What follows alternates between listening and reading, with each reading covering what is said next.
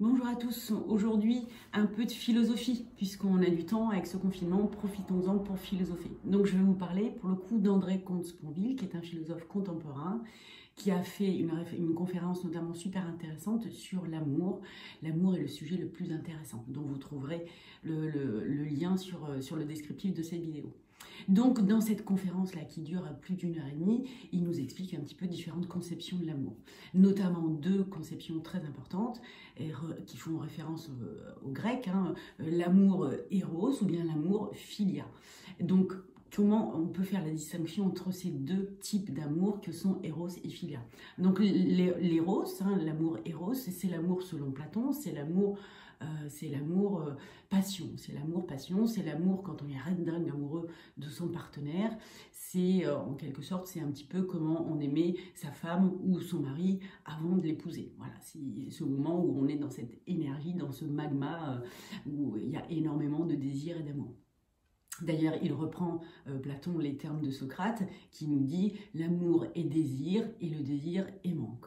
Donc si on part de ce concept-là, l'amour est désir et le désir est manque, ça veut dire que dès lors que j'obtiens l'objet de mon amour, de mon désir, eh bien je ne suis plus dans le manque, donc on peut potentiellement imaginer qu'on n'aime plus. Et c'est vrai que quand on a cette personne qu'on a tant désirée au quotidien, tous les soirs dans son lit, il n'y a plus de manque.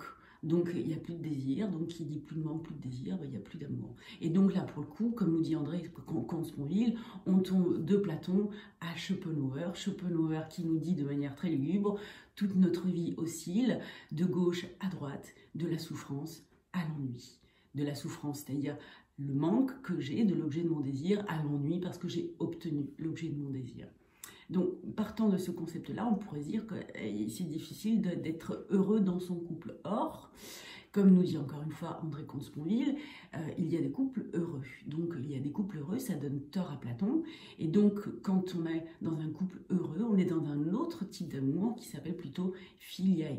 Filia, c'est un amour plus fraternel, plus amical. On est plutôt dans la complicité, dans la connivence, dans la communication. Voilà, c'est l'amour filia. Et là, on tombe non pas de Platon à Schopenhauer, mais on va plutôt monter d'ailleurs de Platon à Spinoza ou à Aristote. Aristote qui dit notamment « aimer, c'est se réjouir ». Et Spinoza qui nous dit, lui, que l'amour est la joie qui accompagne l'idée d'une cause extérieure. Donc, quand on part sur ce type d'amour-là, on est beaucoup moins dans la passion, on quitte Eros pour aller dans Philia.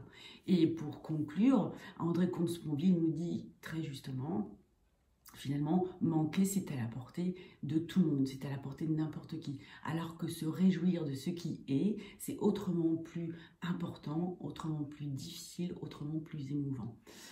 Donc voilà, je vous invite à aller voir cette conférence qui est remplie de références philosophiques, finalement de concepts aussi de la vie de tous les jours. Et c'est un homme qui est passionnant à écouter.